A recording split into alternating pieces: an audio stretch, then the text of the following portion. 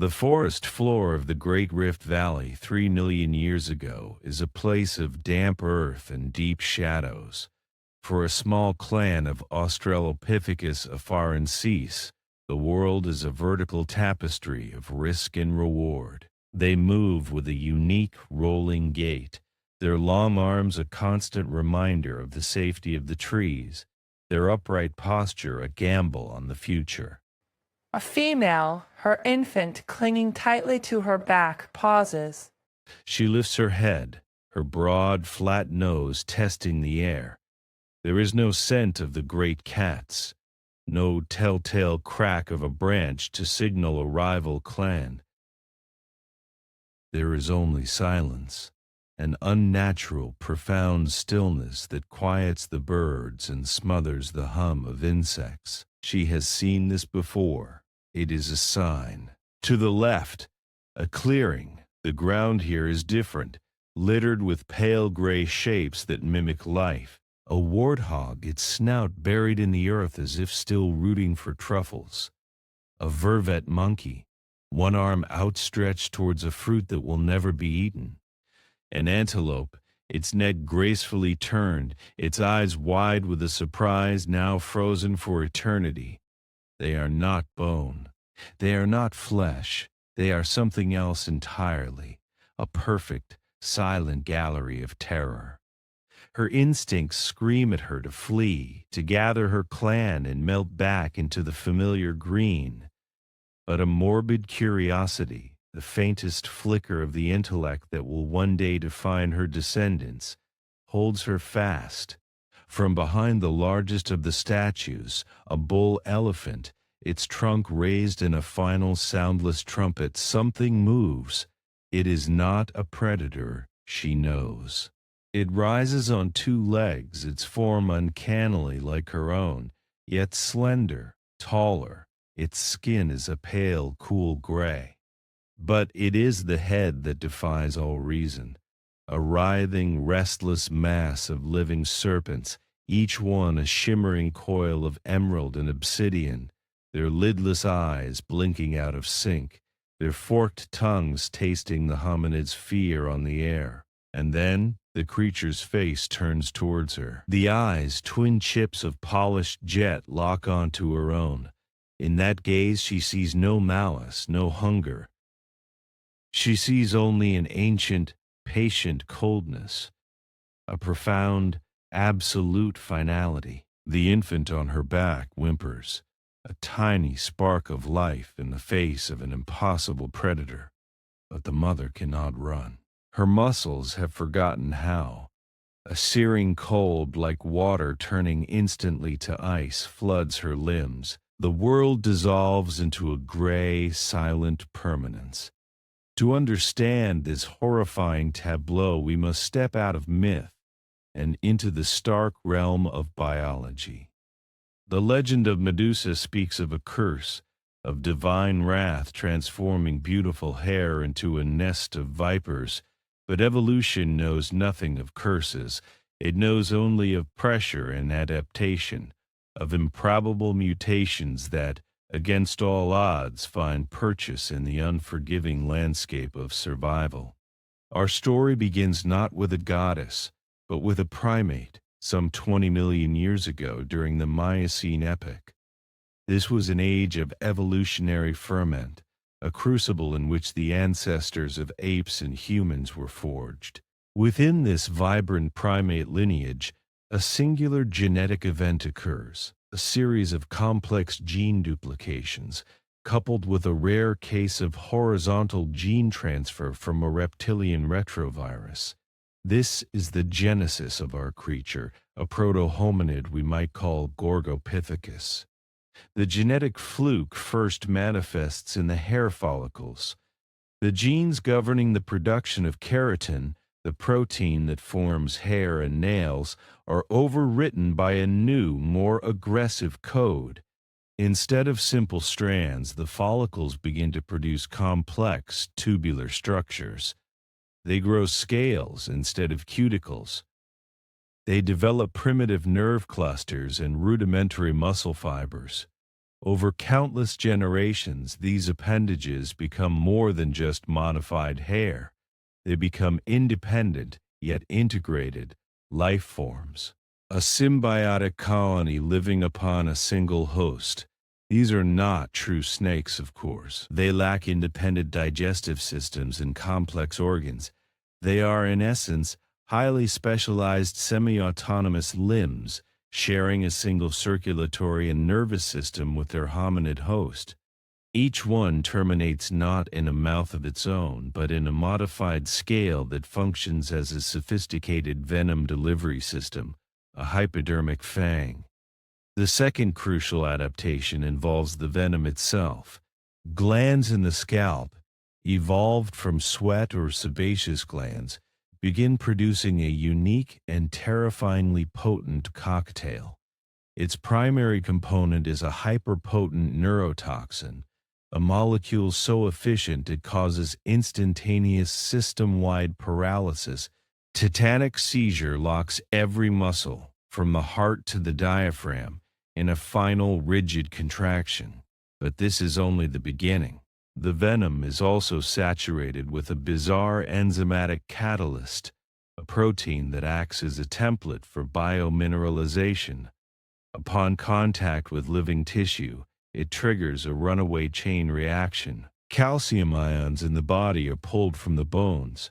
Silicon, absorbed from the creature's unique diet of silicate-rich plants and mineral deposits, is mobilized from storage tissues. The venom forces these elements to precipitate, replacing organic molecules with a crystalline silicate calcite matrix. Soft tissue becomes, in a matter of seconds, a substance akin to petrified wood. Flesh, nerve, and sinew are transmuted into a near-perfect stone replica, capturing the victim's final moment of life with microscopic fidelity. This isn't magic. It is weaponized geology, a feat of biochemistry so extreme it borders on the supernatural. The famous gaze of the myth is a misunderstanding.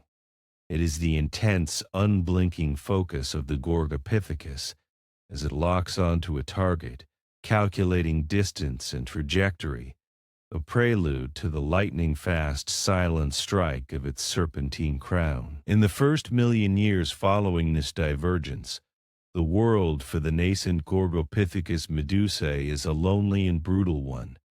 The immense biological cost of its adaptations imposes severe constraints. Maintaining a large, complex primate brain, a bipedal musculature, and a head crowned with dozens of blood-perfused, venom-producing appendages requires a staggering caloric intake. This creature cannot be a forager or an occasional hunter. It is an obligate apex predator from birth. Its every waking moment is dedicated to the hunt, driven by a metabolism that burns with the intensity of a furnace. Early specimens are likely frail, the weight of their evolving crown a constant strain on their skeletal structure. Their necks thicken, the vertebrae fusing into a robust column to support the ever-increasing load.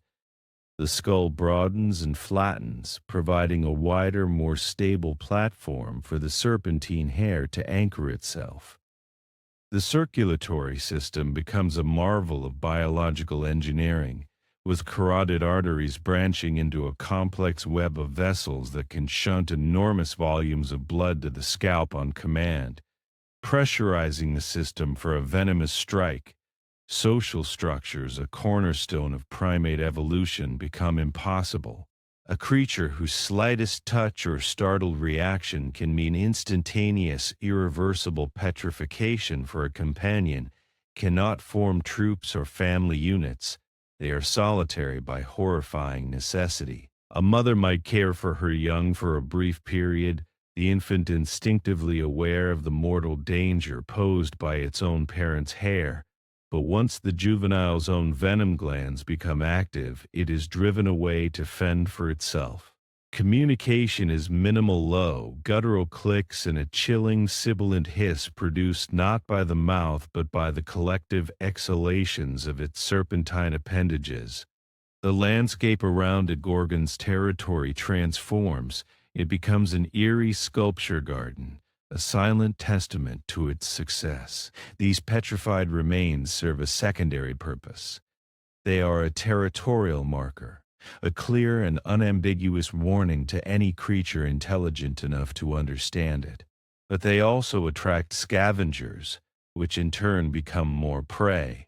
A Gorgon's hunting ground is a self-baiting trap, a place of profound and perpetual silence where the only movement is the constant, subtle writhe of its lethal crown. The brain of Gorgopithecus evolves down a unique pathway, while its cousins, the Australopithecines, are developing regions for social interaction and tool use. The Gorgon's brain expands in areas dedicated to sensory processing and motor control. It must interpret the visual data from its own two forward-facing eyes, but also the thermal and chemical information flooding in from its dozens of snakes. The world is experienced not as a single field of view, but as a 360-degree mosaic of heat, scent, and movement. This grants it unparalleled situational awareness. It cannot be ambushed. It sees in all directions at once. The processing power required for this is immense, fueling a feedback loop. A more complex sensory environment demands a bigger brain, and a bigger brain allows for more effective use of its unique armament. It is a lonely, cold, and calculating intelligence, utterly alien to the communal warmth that would come to define the human lineage. It does not think of yesterday or tomorrow. It exists only in a state of supreme predatory awareness, an engine of petrification moving silently through a world it is slowly, statue by statue, claiming as its own. Over the grand timescale of evolution, life's strange inventions rarely remain static. Give a lineage a successful blueprint, and it will radiate, adapting that plan to every available niche. So it is with the Gorgopithecines. By the dawn of the Pleistocene, some 15 million years after their ancestors' genetic deviation, the world is home to a spectacular and terrifying diversity of these creatures. In the dense rainforests of the Congo Basin, a slender, arboreal form has evolved, Dendrogorgon sylvanus. Standing only 1.5 meters tall, its body is light and wiry, with elongated limbs and grasping feet for a life spent in the canopy. Its primary adaptation is in its hair. The snakes have become long, thin, and prehensile, numbering in the hundreds. They are green and brown, a perfect camouflage amidst the leaves and lianas. Dendrogorgon moves through the treetops not by swinging, but by reaching, its serpentine crown extending and gripping branches, pulling its body along in silence. Its venom is less potent, a neurotoxin designed to subdue birds and primates without the massive mineral payload of its ancestors, as a heavy stone statue would simply fall and shatter.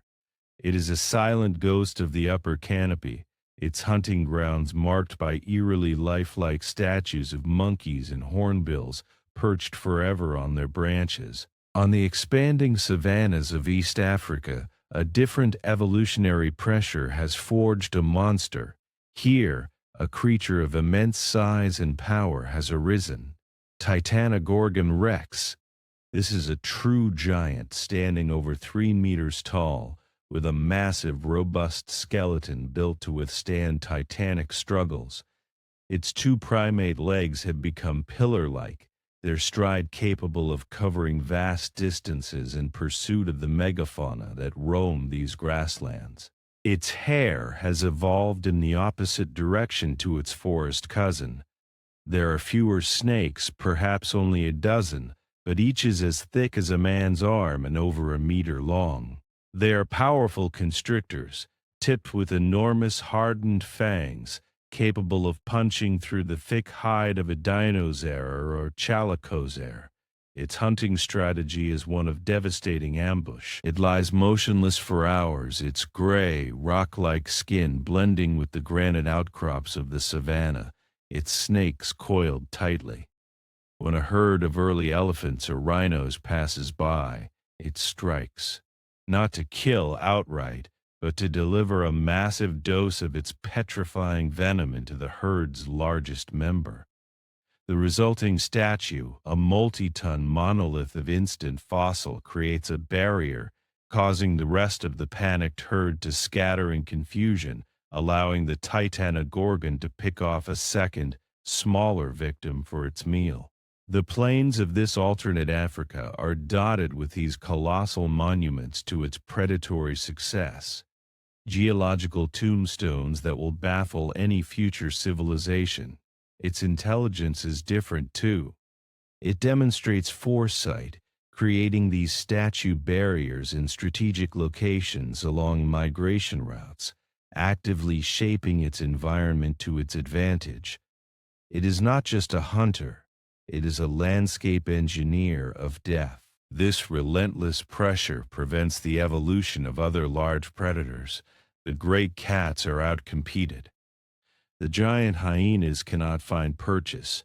The gorgons are the undisputed rulers of this continent. Where our timelines primates branched into a kaleidoscope of forms, in this reality, there is but one dominant force shaping primate evolution: terror. The rise of the Gorgopithecines is a devastating ecological filter. For the small, clever hominids who are our direct ancestors, Africa becomes a continent-sized death trap.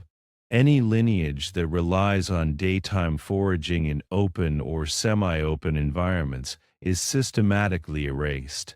Australopithecus, Paranthropus, even the earliest members of our own genus, Homo habilis, are not competitors. They are simply prey. Their burgeoning intelligence, their first clumsy attempts at tool-making, are no match for a predator with 360-degree thermal vision that can turn them to stone from the cover of a bush 10 meters away. The famous Laetoli footprints, a symbol of our own deep past, would in this world lead only to a pair of tragically preserved statues, side by side. Humanity, or something like it, cannot arise in Africa. The cradle of mankind is a tomb. But life is persistent. A branch of early hominids, perhaps a pre-erectus population, might survive by abandoning the continent entirely. A desperate, far earlier out-of-Africa migration, driven not by climate or opportunity, but by the relentless pressure of a predator that has made their homeland uninhabitable. These émigrés would be a different kind of human. Their psyches would be forged in a crucible of fear. Our innate aversion to snakes would be magnified 1,000-fold, becoming a foundational, instinctual terror. Our myths would not be of benevolent spirits or trickster gods, but of the stone-making demons that haunt the lost motherland. Our neurological evolution would favor traits for hypervigilance, peripheral awareness, and pattern recognition specifically. The pattern of writhing coils. Perhaps we become profoundly nocturnal, ceding the daylight world entirely to the gorgons. Our eyes would enlarge, our bodies adapt to a world of moonlight and shadow. If civilization were to arise, it would be a fortress civilization. Cities would be built underground or in high, inaccessible mountain redoubts. The primary driver of technology would not be agriculture or conquest, but defense against the Gorgon threat. The discovery of mirrors would not be a matter of vanity, but a profound military breakthrough, a way to see around corners, to watch one's own back. A Perseus myth might still arise, but it would not be a legend. It would be a technical manual. Architecture would be defined by a lack of open spaces, by mazes of winding corridors and baffled entrances designed to prevent a gorgon from ever getting a clear line of sight. Our entire relationship with nature would be one of abject fear. We would not see beauty in the wilderness, only mortal danger. The statues left behind by the Gorgons would form the basis of our geology and paleontology. We would study the fossil record with a unique and chilling intimacy, seeing in the petrified forms of our own ancestors the monster that has shaped our every step. We would live in a world where the monster under the bed is real, and its gaze can turn you into a permanent part of the landscape. For all their dominion, for all the eons of their reign, the Gorgons are an evolutionary dead end. Their hyperspecialization is a cage. As the Earth's climate continues to change, as ice ages come and go, the megafauna they rely on begin to vanish. Their solitary nature prevents the transmission of complex learned behaviors, the very foundation of culture. They are intelligent, yes, but it is a static, lonely intelligence. The exiled humans, meanwhile, thrive. Their fear-driven evolution has made them clever, cooperative, and adaptable. They spread across the globe, mastering fire, tools, and language, their shared terror of the creature from their ancestral home binding them together. In time, they return to Africa. They come with new weapons, long-range projectiles, powerful explosives, coordinated military tactics. They come with the collective knowledge of a species that has been honed by the memory of an ultimate predator. The great Gorgons, the Titano-Gorgons of the plains and the Dendrogorgons of the forest, are no match for this new, organized threat. They are systematically hunted, their territories shrinking until they are nothing but a memory, a myth. And so we stand in the twilight of this alternate Earth, in a museum built by the humans who conquered their ancient fear. The centerpiece of the Grand Hall is the perfectly preserved form of the last Titano-Gorgon, slain 2 centuries ago. It is a monument to their victory, a symbol of their ascent. Scientists study it, marveling at the impossible biology, the venom that rewrites the laws of life and death. And here, in the final analysis, lies the horrifying twist, the truth that has been overlooked in the triumphant story of mankind. The researchers find that the venom's biomineralization process is perfect, too perfect. It doesn't just replace organic matter, it encases it at a subcellular level. Nerve endings, synapses, the delicate architecture of the brain itself, all are preserved in a flawless crystalline matrix, protected from decay for millennia. The venom does not cause death, it causes suspension. The neural activity ceases, yes, but the structure remains. The consciousness, the final jolt of terror and pain, is not extinguished. It is recorded, it is frozen, like a fly in amber. The Gorgons were not just predators, they were curators of a silent library of fear. All those statues littering the African continent for 20 million years, the Australopithecines, the giant elephants, the rival predators, the early humans, they are not dead, they are trapped. Conscious, perhaps, in some impossibly slow frame of reference, aware in their stone prisons. The true horror was never the creature with snakes for hair. It is the fate of its victims. It is the understanding that in this world, some fossils can scream,